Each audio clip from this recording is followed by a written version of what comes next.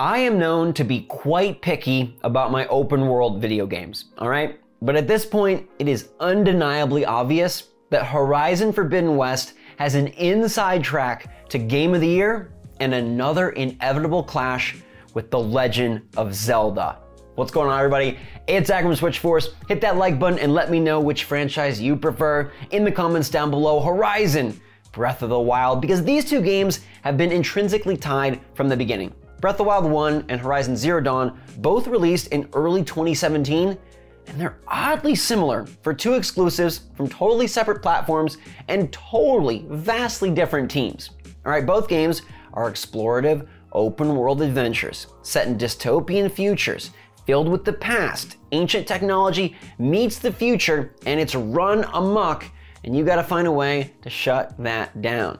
Now, also, both games have bow and arrow. Both games have melee combat. Both games have ducking in the grass and dodging the sight of those that are trying to slice you up. So today, we're talking about how this affects Breath of the Wild 2 and what I really think it needs to do, plus how Horizon Forbidden West gives us a look at maybe the future of the Zelda franchise. But first, let's touch on this sequel. Big thanks to Sony PlayStation for providing the review code, because my jaw has been on the floor for many hours as I play this absolute beaut on an 80-inch screen. Holy cow, what an experience. Let me describe this game in a way that just is fitting for this game, all right? I was running around at nighttime, day-night cycle in the game, of course, open world.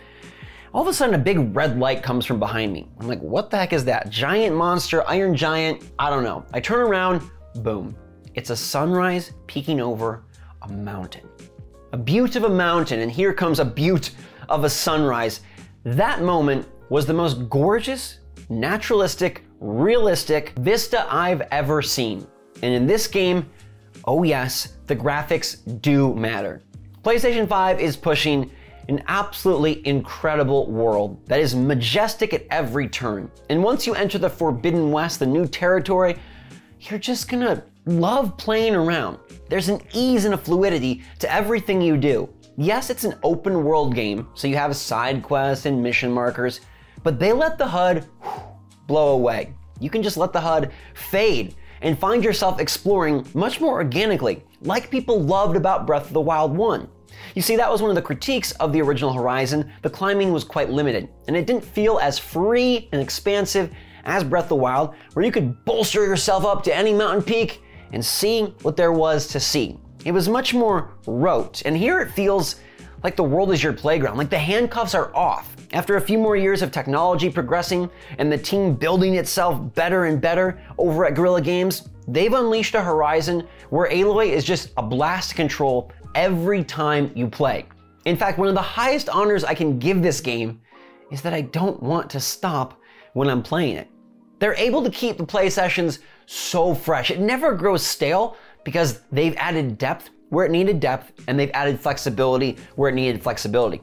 Awesome skill trees spanning across a bunch of different play styles, allowing you to dive deep into hunting and gathering, trap setting, dive deep into the melee combat, new finishers, valor moves, dive deep into the bow and arrow, tearing away with acid arrows, fire arrows, and all sorts of different shocking weapons. Of course, there are new weapons. You got exploding spears, you can skip bombs, lots and lots to play with. They have decked out Aloy's arsenal in a really impressive way. And they've decked out the enemies with all sorts of new bots. And what really helps Horizon elevate above its competitors is it's got just an amazing core concept. Robot dinosaurs. That's it. Like, that's fantastic, and it still is fantastic. This is one of the most enjoyable worlds to explore because those robot dinos are still sick. And the act of slow-mo shooting and busting off parts of their body that you can use to harvest for side quests or resources or just to take them down quicker, it's still a ton of fun. Yes, it's basically the same structure, but there are some new twists. There's even twists in the story because now I feel they have enough of a foundation established that they can just get moving along. They can kind of get to the good stuff quicker in this game because you already have an idea of the world. There's a very seamless nature in the way the game plays, and Aloy moves, and you bounce from quest to quest to quest, never really running into any hard stops. But let's hit one and take a detour to The Legend of Zelda Breath of the Wild 2. Because it's obvious, BOTW 2 will not compete with Horizon and its jaw-dropping graphics. They just don't have the fidelity. But how can Breath of the Wild 2 build upon itself to be ready to battle? Because I guarantee when Breath of the Wild 2 comes out, people will talk again, and they'll compare Aloy to Link. I mean, this time around, Aloy even has a floaty nanomesh device to allow her to glide around the Great World. Very similar to how Link glided off the Great Plateau for the first time, and it felt so fun.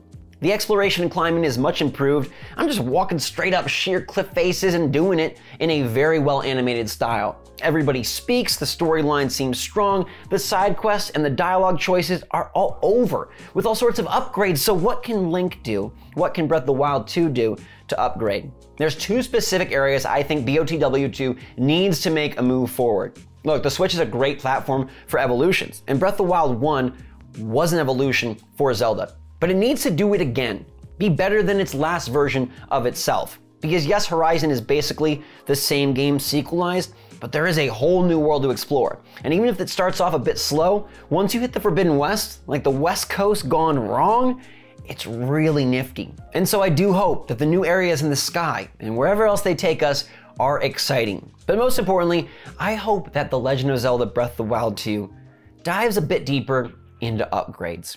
All right, we know that weapons break, and then you find a new one. And it's an interesting twist from the Zelda that used to have you unlock weapons as you progress through the game one by one, and here you had so much more flexibility. That was fun.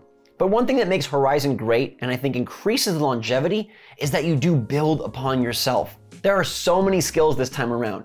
New weapons, upgradable weapons. You have resources and side quests that build into you building your character, and the RPG elements there have been fine-tuned in a really great way. I know that Legend of Zelda probably won't have full-on skill trees, but I do hope they find a way to incorporate more progress-based upgrades and even skill-based upgrades so that we can build a better Link. And maybe even build our Link. Maybe even have more control over how our Link plays, something that Horizon has clearly honed in on. But even more than that, BOTW 2 needs to bring back dungeons.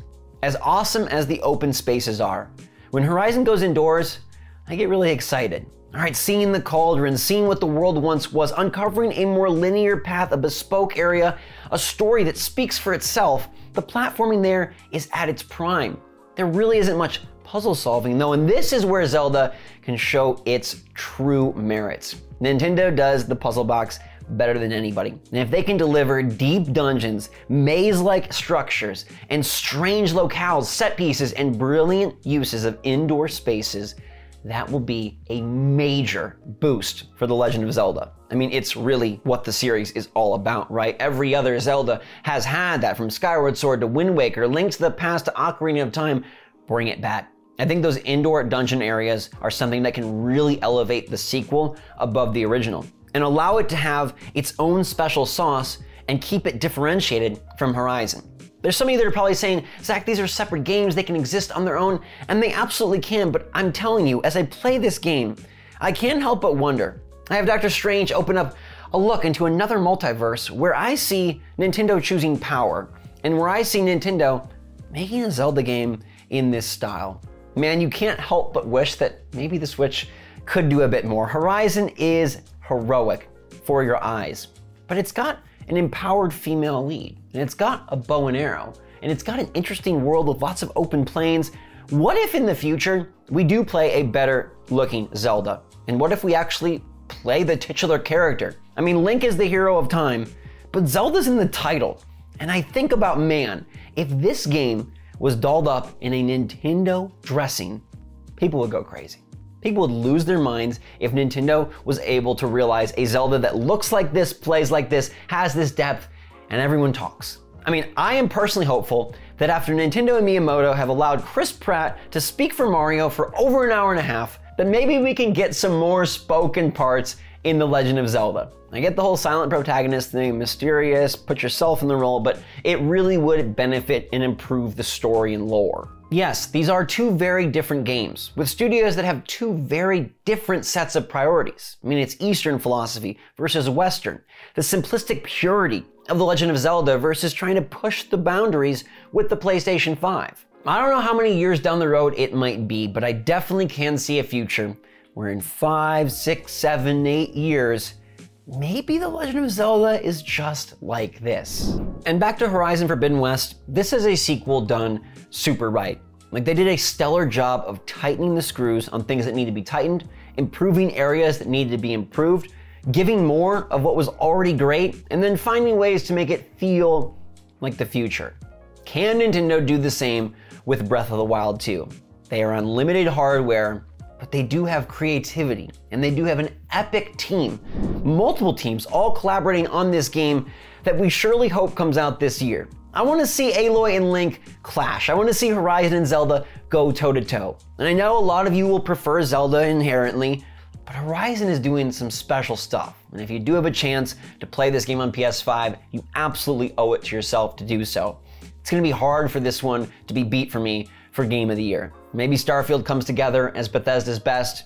Maybe Breath of the Wild 2 brings back dungeons and really doubles down on what it does so well, but then surprises us. I want surprises, a new way of acquiring items, some sort of deeper combat system. You see so much of Zelda in Horizon, but there are things that I would love to see Breath of the Wild 2 take from this franchise and bring over, to elevate itself, to rise above, and to renew, to find a new horizon while still utilizing the same Hyrule and the engine of Breath of the Wild to build a better sequel. Now, hopefully we're blessed to play both of these games in 2022, but let me know in the comments down below how you feel about the future of The Legend of Zelda. And if you think Breath of the Wild 2 really needs to do some new stuff to keep up with Horizon, because let me tell you, right now, Link has his work cut out for him. Horizon Forbidden Dawn is phenomenal.